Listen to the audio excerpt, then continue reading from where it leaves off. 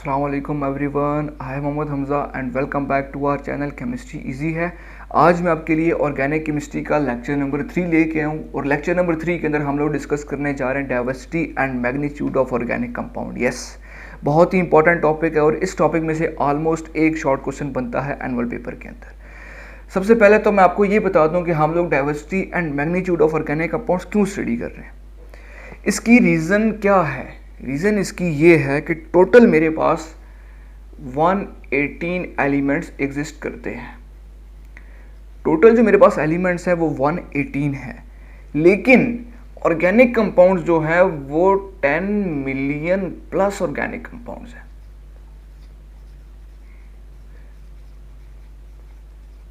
One 18 elements हैं, 10 million plus organic compounds हैं। 118 elements और 10 मिलियन प्लस ऑर्गेनिक कंपाउंड्स, ये कैसे पॉसिबल है? अब देखना है तो ये है कि ऐसा कैसे पॉसिबल है यार।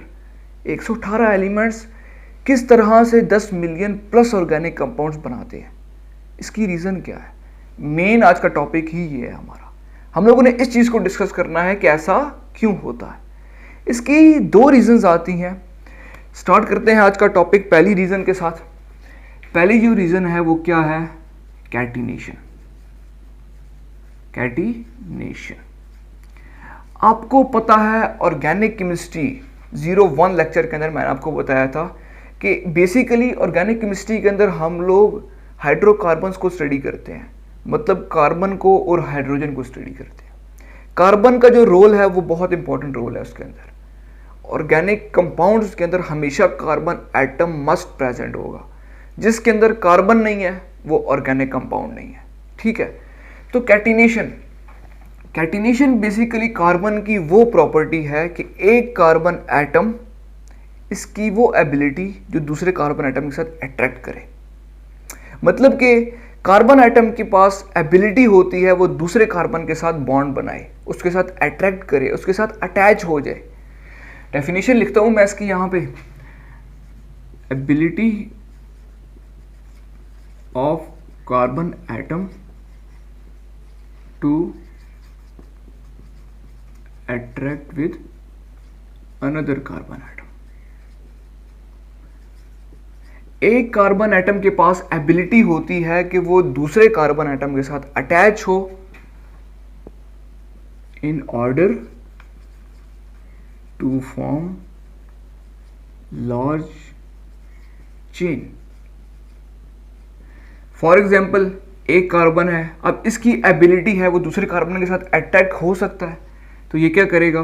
दूसरे कार्बन के साथ अट्रैक्ट हो जाएगा। अब ये एक कंपाउंड बन गया, फिर एक और के साथ अट्रैक्ट हो जाएगा, एक और कंपाउंड बन गया, एक और के साथ अट्रैक्ट होगा, ये अलग से कंपाउंड बन गया, एक और कंपाउंड, कंपाउंड कंपाउंड। ये सारे क्या है?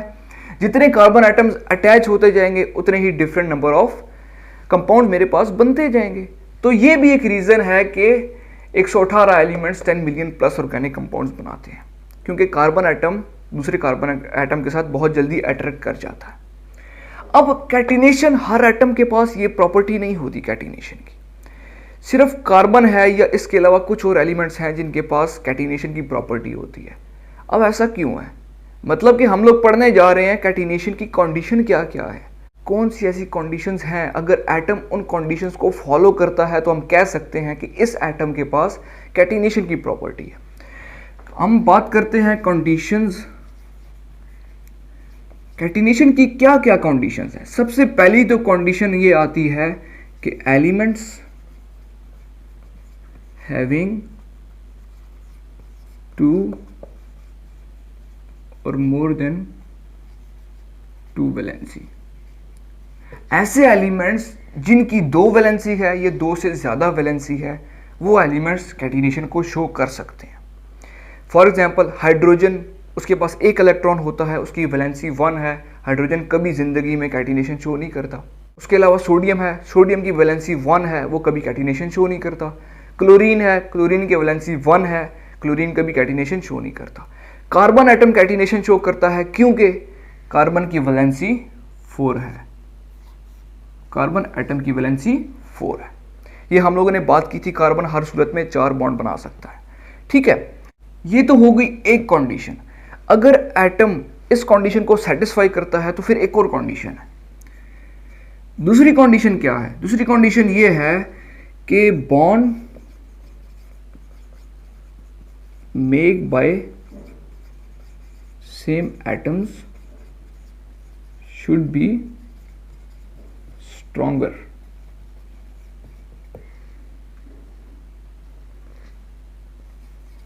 Bond made by same atom should be stronger. For example, carbon carbon bond क्या है? स्ट्रांग होता है, बहुत ज्यादा स्ट्रांग होता है, इसको ब्रेक करना आसान नहीं होता। तो क्या है? कार्बन कैटिनेशन शो करता है। अब कार्बन की वैलेंसी कितनी है? 4। इसी के साथ आता है सिलिकॉन। सिलिकॉन की वैलेंसी भी 4 है। पहली कंडीशन को ये फुलफिल कर रहा है, लेकिन सिलिकॉन जो अपने ही दूसरे भाई के साथ बॉन्ड बनाता है ना, ये वीक बॉन्ड होता है, दूसरी कंडीशन को फुलफिल नहीं कर रहा। पहली को फुलफिल किया इसने, लेकिन दूसरी को नहीं कर रहा। सिलिकॉन के पास 4 वैलेंसी है, लेकिन दूसरी कंडीशन क्या है?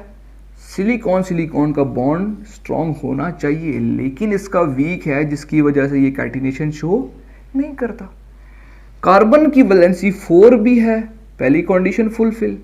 कार्बन कार्बन का बॉन्ड स्ट्रांग है, दूसरी कंडीशन फुलफिल। तो क्या है? कार्बन कैटिनेशन शो करता है। ये हो गई कंडीशंस ऑफ कैटिनेशन। अब कैटिनेशन की वजह से जो ऑर्गेनिक कंपाउंड्स है वो 10 मिलियन तक पहुंचते हैं। अब इसके अलावा दूसरी रीजन क्या आती है? दूसरा पॉइंट क्या है? ये एक हो गया कैटिनेशन का। दूसरा पॉइंट है आइसोमेरिज्म का। आइसोमेरिज्म क्या है? Same molecular formula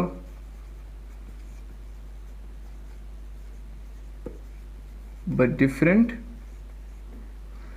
structural formula.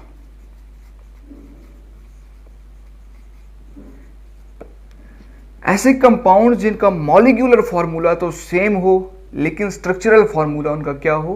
Different हो।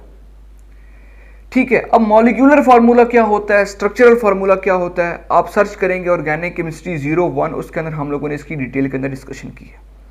यहाँ पे भी मैं आपको बता देता हूँ, मॉलिक्यूलर फार्मूला जो सिर्फ हम लोग मॉलिक्यूल शो करते हैं, CH4 है, क्या है? Molecular formula.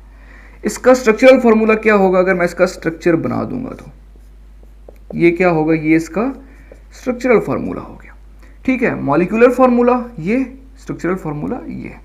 अब ऐसे कंपाउंड्स जिनका मॉलिक्यूलर फार्मूला तो सेम हो, लेकिन उनका स्ट्रक्चरल फार्मूला डिफरेंट हो, इस प्रॉपर्टी की वजह से भी ऑर्गेनिक कंपाउंड्स 10 मिलियन तक रीच करते हैं।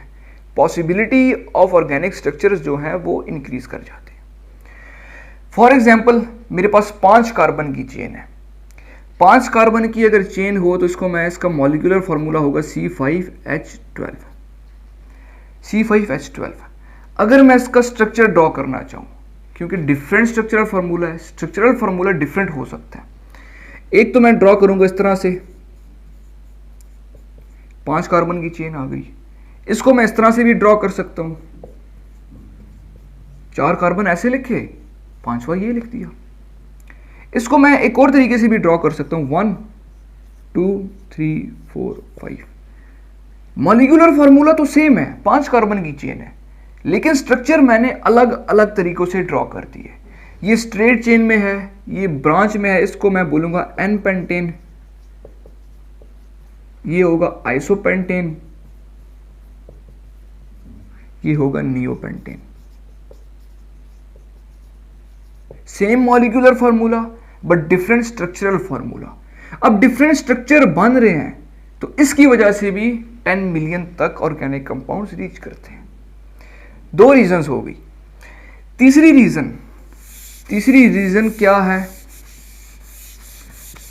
तीसरी रीजन है मल्टीपल बॉन्डिंग। यस,